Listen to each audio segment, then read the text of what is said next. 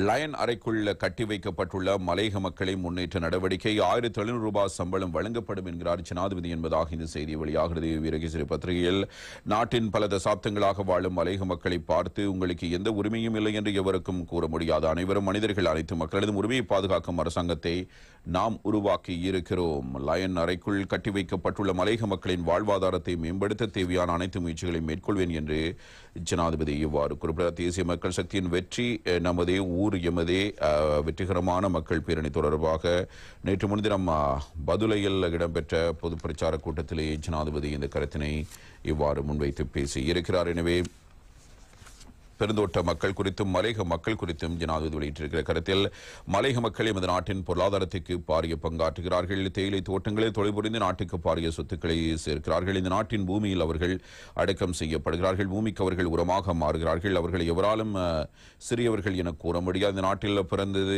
மரணித்தது இந்த நிலத்தில் உரமாக மாறுவதென்றால் எப்போது வந்தார்கள், எங்கிருந்து வந்தார்கள் என்பது வரலாறு மாத்திரமேயாகும். பெருந்தோட்ட தொழிலாளர்கள் இந்த நாட்டுக்கு வந்து 200 வருடங்கள் கடந்துவிட்டன. பரம்பரையாக வாழும்போது அவர்களுக்கு உரிமை இல்லை என்று எவராலும் கூற முடியும். அவ்வாறு கூறுவதற்கு எவருக்கும் உரிமை இல்லை. நாம் அனைவரும் மனிதர்கள், அனைத்து மக்களும் உரிமையை பாதுகாக்கும் அரசாங்கத்தை நாம் உருவாக்கி இருக்கிறோம். அதேபோன்று பெருந்தோட்ட நிறுவனங்களுடன் கலந்துரையாடி ₹1700 சம்பளத்தை பெற்றுக் கொடுக்க அதிகபட்ச பிரயத்தனங்களை மேற்கொள்வேன். பெருந்தோட்ட நிறுவனங்களுக்கு சொந்தமான தோட்டங்களில் ஒரு பகுதியை தோட்ட தொழிலாளர்களுக்கு வழங்குவது தொடர்பிலும் கலந்துரையாடி வருகிறோம். தோட்ட தொழிலாளர்களுக்கு 1 ஏக்கர் அல்லது 1.5 ஏக்கர் தோட்டங்களை வழங்குவோம். அந்த தோட்டத்தில் அவர் பணியாற்ற முடியும். ஆனால் அங்கு பறிக்கும் கொழுந்தை அந்த நிறுவனத்துக்கு வழங்க வேண்டும். இல்லையெனில் நிறுவனம் நட்டத்தில் எங்கும் வெளியில் கொழுந்தை விற்பனை செய்ய முடியாது. அப்படி செய்தால் அந்த கம்பெனி வீழ்ச்சியடையும். எனவே உங்களது தோட்டங்களை போன்று பணியாற்றுங்கள். கொழுந்தை நிறுவனத்துக்கு வழங்குங்கள். சில தோட்டங்களை அடிப்படையாக கொண்டு மாதிரி திட்டம் ஒன்றை முன்னெடுக்க எதிர்பார்த்திருக்கிறோம். லைன் அறைக்குள் மட்டுப்படுத்தப்பட்ட இந்த சமூகத்தை வெளியே கொண்டு வர எதிர்பார்த்திருக்கிறோம். அவர்கள் கட்டி வைக்கப்பட்டிருக்கிறார்கள்.